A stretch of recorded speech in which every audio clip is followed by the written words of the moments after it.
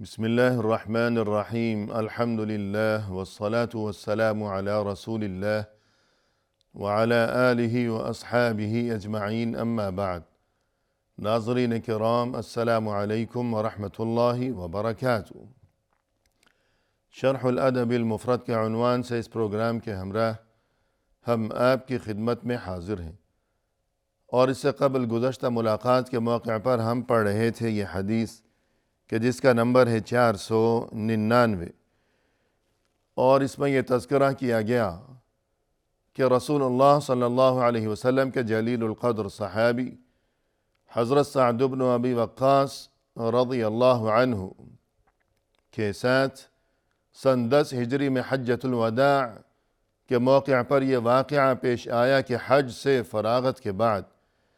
مکہ سے مدینہ کی جانب واپسی سے قبل یہ شدید بیمار پڑ گئے، یہاں تک کہ انہیں موت کا اندیشہ لاحق ہونے لگا۔ اس موقع پر رسول اللہ صلی اللہ علیہ وسلم خود ان کی عیادت کے لیے تشریف لائے، اور اس موقع پر انہوں نے رسول اللہ صلی اللہ علیہ وسلم سے اپنے مال کے بارے میں یہ بات دریافت کی کہ اے اللہ کے رسول، مجھے اللہ نے بہت زیادہ مال و دولت سے نواز رکھا ہے، جبکہ میری وارث فقط ایک بیٹی ہے، تو کیا میں 2/3 مال اللہ کی راہ میں وقف کر دوں اور 1/3 بیٹی کے لیے چھوڑ جاؤں؟ آپ صلی اللہ علیہ وسلم نے فرمایا کہ نہیں۔ پھر انہوں نے عرض کیا کہ اے اللہ کے رسول، کیا میں آدھا مال وقف کر جاؤں اور آدھا مال بیٹی کے لیے چھوڑ جاؤں؟ تب بھی آپ صلی اللہ علیہ وسلم نے فرمایا کہ نہیں۔ تب انہوں نے عرض کیا کہ اے اللہ کے رسول، 1/3 مال میں اللہ کی راہ میں وقف کر جاؤں اور 2/3 بیٹی کے لیے چھوڑ جاؤں؟ تب آپ صلی اللہ علیہ وسلم نے فرمایا کہ ہاں، یہ درست ہے، ساتھ یہ بھی فرمایا کہ یہ بھی زیادہ ہے۔ تو ہم نے یہ گفتگو کی کہ بقول اہل علم اس سے یہ بات سمجھ میں آئی کہ انسان کے اگر وارث موجود ہوں تو ایسے میں انسان کو چاہیے کہ اگر وہ وصیت کر کے جانا چاہتا ہو کہ اپنا مال اللہ کی راہ میں وقف کر جاؤں، تو اسے اگرچہ اس بات کی اجازت ہے کہ وہ تمام مال میں سے فقط 1/3 حصہ یعنی 100 میں سے تقریباً 33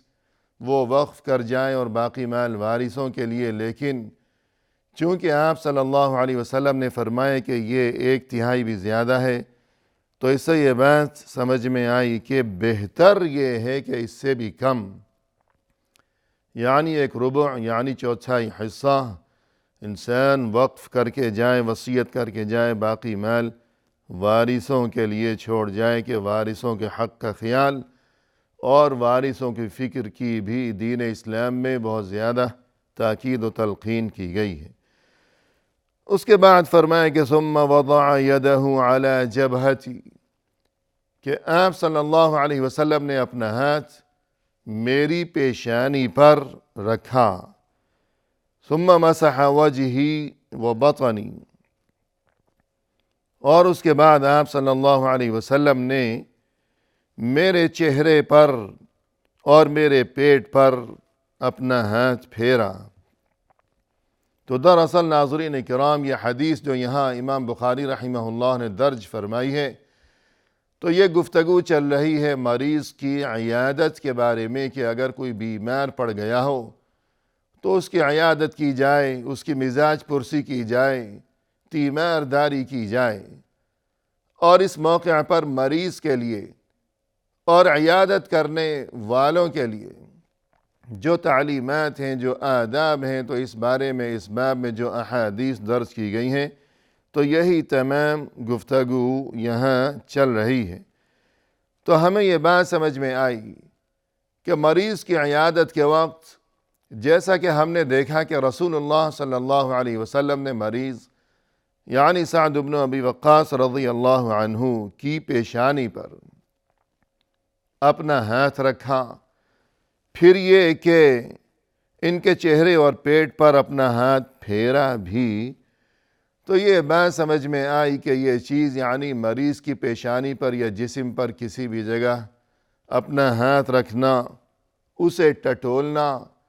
اور گویا کہ عیادت کرنے والا انسان یہ جاننا چاہتا ہو کہ بخار کی کیا کیفیت ہے، کیا صورتحال ہے، مریض کا کیا حال چل رہا ہے، تو یہ بھی گویا کہ سنت ہے اور عیادت کے آداب میں سے ہے یہ چیز، کیونکہ یہ چیز یعنی مریض کے جسم پر ہاتھ رکھنا، یہ چیز مریض کے لیے مزید تسلی کا اور یہ کہ قلبی مسرت اور سکون و اطمینان اور اس کے لیے تسلی کا سبب بنا کرتی ہے۔ تو اگر ہم کبھی کسی مریض کی عیادت کے لیے جائیں تو ہمیں بھی اس ادب اور اس تعلیم پر عمل کرنا چاہیے کہ ہاتھ لگا کر اسے دیکھیں یا پیشانی پر ہاتھ رکھیں کہ اس سے اس مریض کو مزید اطمینان اور خوشی محسوس ہوگی۔ ثم قال، اس کے بعد آپ صلی اللہ علیہ وسلم نے یوں فرمایا، اللہم اشف سعدا واتم لہ ہجرتہ، یا اللہ تو سعد کو شفا عطا فرما، یعنی شفا کے لیے دعا کی رسول اللہ صلی اللہ علیہ وسلم نے کہ یا اللہ تو سعد کو شفا عطا فرما، اس مرض سے نجات عطا فرما۔ اور مزید یہ الفاظ بھی ارشاد فرمائے کہ وَأَتِمَّ لَهُ ہجرتہ، یا اللہ تو ان کی ہجرت کو مکمل بنا دے، یعنی سعد کو یہ اندیشہ لاحق ہے، اور جیسا کہ دیگر روایات میں یہ وضاحت موجود ہے کہ اس موقع پر سعد رضی اللہ عنہ رونے لگے کہ ان پر گریہ طاری ہو گیا۔ کیوں رونے لگے؟ بیماری کی وجہ سے نہیں اور بخار کی شدت کی وجہ سے نہیں، موت کے خوف کی وجہ سے نہیں، بلکہ اس وجہ سے رونے لگے کہ کہیں ایسا نہ ہو کہ میری ہجرت ادھوری نہ رہ جائے، کہ میں ہجرت کر کے گیا تھا یہاں اس شہر مکہ سے، اور میں نے اتنی قربانیاں دی، اپنا گھر چھوڑا، اپنا وطن چھوڑا، سبھی کچھ چھوڑا، اللہ کے حکم کی تعمیل میں سبھی کچھ قربان کرتے ہوئے میں بے سر و سامانی کی کیفیت میں یہاں سے چل دیا تھا، اور یہ کہ اب دوبارہ کہیں میری موت اگر مکہ میں ہی واقع ہو گئی، اور جیسا کہ ناظرین ہم نے اس سے قبل عرض کیا کہ یہ معاملہ اور یہ فکر اس وقت کی جاتی کہ جب مکہ فتح نہیں ہوا تھا سن 8 ہجری سے پہلے، کہ اس وقت تک مکہ دار الحرب تھا، کہ مشرکین کا وہ شہر تھا، لیکن سن 8 ہجری میں ماہ رمضان میں مکہ کی فتح کے بعد اب مکہ اور مدینہ دونوں ہی دار الاسلام تھے، دونوں میں کوئی فرق باقی نہیں بچا تھا، لیکن بہرحال سعد کی یہ اپنی سوچ تھی اور یہ ان کا جذبہ تھا کہ جب ایک بار میں ہجرت کر چکا تو اب میری بقیہ زندگی وہیں بسر ہونی چاہیے کہ جو دار الہجرت ہے، کہ جو رسول اللہ صلی اللہ علیہ وسلم کا مبارک شہر ہے، اور ایسا نہ ہو کہ مکہ جہاں سے میں ہجرت کر کے گیا تھا تو دوبارہ میں تو یہاں حج کے لیے آیا تھا، تو ایسا نہ ہو کہ میری موت واقع ہو جائے اور میں یہیں دفن کر دیا جاؤں، تو یوں میری ہجرت نہ مکمل نہ رہ جائے۔ یہ ان کا اپنا ایک جذبہ تھا۔ بہرحال اسی چیز کو سوچ کر یہ رو دیے تھے اور آنکھوں سے آنسو رواں ہو گئے تھے۔ رسول اللہ صلی اللہ علیہ وسلم نے ان کا جب یہ جذبہ اور یہ صورتحال اور ان کا یہ گریہ دیکھا کہ یہ رو رہے ہیں، آنکھوں سے آنسو رواں دواں ہیں، تب آپ نے یہ دعا کی تھی کہ یا اللہ اتم لہ ہجرتہ، تو ان کی ہجرت کو مکمل کر دینا، یعنی ایسا نہ ہو کہ یہاں ان کی موت واقع ہو جائے، جو ان کی خواہش ہے کہ واپس مدینہ پہنچ جائیں، تو ان کی اس خواہش کو یا اللہ تو پورا فرما دینا۔ اور جیسا کہ ناظرین ہم نے اس سے قبل یہ تذکرہ کیا کہ اس وقت انہیں موت کا اندیشہ تھا، لیکن اللہ نے اتنی طویل زندگی سے انہیں اس کے بعد نوازا کہ نہ صرف یہ کہ طویل زندگی بلکہ تاریخ اسلام میں انتہائی روشن اور عظیم ترین کارناموں سے بھرپور ان کی وہ زندگی کہ یہ فاتح فارس تھے، اور مزید یہ کہ اس وقت انہیں موت کا اندیشہ تھا، لیکن نہ صرف یہ کہ ان کی ہجرت مکمل ہوئی کہ موت کا اندیشہ بھی نہیں، دراصل وجہ یہ تھی کہ کہیں ایسا نہ ہو کہ میری ہجرت نامکمل نہ رہ جائے یہاں مکہ میں موت کی وجہ سے۔ ہجرت کے بارے میں اندیشہ تھا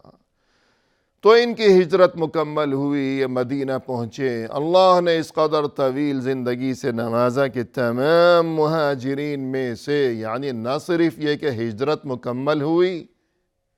بلکہ تمام حضرات مہاجرین میں سے سن 55 ہجری میں سب سے آخر میں ان کی وفات ہوئی وہیں مدینہ میں، اور وہیں انہیں سپرد خاک بھی کیا گیا مدینہ میں سن 55 ہجری میں۔ اور اس موقع پر ناظرین کرام، اللہ نے اگرچہ انہیں ابتدا سے ہی بہت ہی خوشحالی سے نواز رکھا تھا، لیکن اس موقع پر اپنی وفات سے ایک روز قبل انہوں نے ایک صندوق میں سے اپنا بہت ہی قدیم اور بوسیدہ اور پرانا قسم کا اپنا لباس نکالا اور اپنے بیٹوں کو یہ وصیت کی کہ مجھے اس میں کفن دینا۔ بیٹوں کو بہت ہی تعجب ہوا کہ اس قدر یہ بوسیدہ پرانا لباس یہ نہ جانے انہوں نے کیوں اور کب سے سنبھال کر رکھا ہوا ہے، یہ کیا ماجرا ہے۔ تب ان کی حیرت کو دیکھتے ہوئے انہوں نے بتایا کہ دیکھو میرے بچوں، یہ لباس میں نے 53 سالوں سے بچا کر رکھا ہوا ہے اسی دن کے لیے، کیونکہ میری خواہش یہ رہی ہے ہمیشہ کہ اسی لباس میں مجھے کفن دے کر اللہ کے سامنے سفر آخرت پر روانہ کیا جائے۔ 53 سالوں سے سنبھال کر رکھا ہوا ہے، کیونکہ آج سے 53 سال قبل سن 2 ہجری میں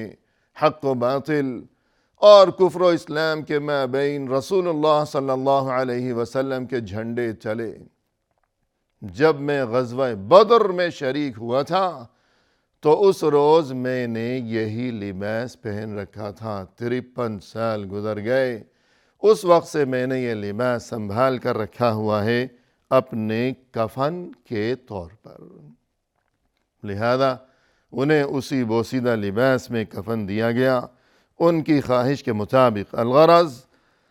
رسول اللہ صلی اللہ علیہ وسلم نے یہ دعا فرمائی تھی اس موقع پر کہ یا اللہ تو ان کی ہجرت کو مکمل بنا دینا۔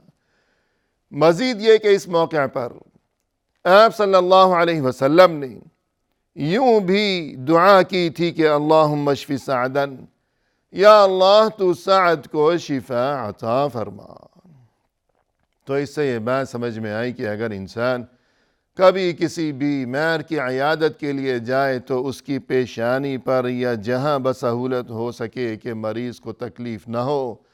اس کی راحت کو مد نظر رکھتے ہوئے کسی بھی جگہ مثلاً اس کا بازو ہے یا ہاتھ ہے تو وہاں اپنا ہاتھ رکھتے ہوئے اس کے لیے دعائے صحت بھی کی جائے کہ یا اللہ تو اسے صحت عطا فرما، تندرستی عطا فرما، جیسا کہ رسول اللہ صلی اللہ علیہ وسلم نے یہاں سعد کی عیادت کے موقع پر ان کے لیے دعائے صحت کی تھی۔ مزید یہ کہ ناظرین کرام، اس میں توحید کا سبق بھی ہے کہ شفا تو صرف اللہ کے ہاتھ میں ہے، کہ ہر خیر و شر اور نفع و نقصان کا مالک صرف اور صرف وہی اللہ ہے۔ تو شفا اللہ کے سوا اور کسی کے اختیار میں نہیں ہے، حتیٰ کہ انبیاء کرام علیہم السلام کہ خود رسول اللہ صلی اللہ علیہ وسلم خود اپنے لیے بھی اللہ سے ہی شفا کی دعا کیا کرتے تھے، اور دوسروں کے لیے بھی، جیسا کہ ہم نے یہاں دیکھا کہ سعد کے لیے آپ صلی اللہ علیہ وسلم نے اللہ سے شفا کی دعا مانگی۔ تو اس بات کو ہمیشہ یاد رکھنا چاہیے کہ شفا صرف اللہ کے ہاتھ میں ہے، نہ کہ کسی اور کے اختیار میں۔ اس کے بعد سعد کہتے ہیں کہ فَمَا زِلْتُ أَجِدُ بَرْدَ يَدَيْهِ عَلَى كَبِدِي فِيمَا يَخَالُ إِلَيَّ حَتَّى السَّاعَةِ۔ اس موقع پر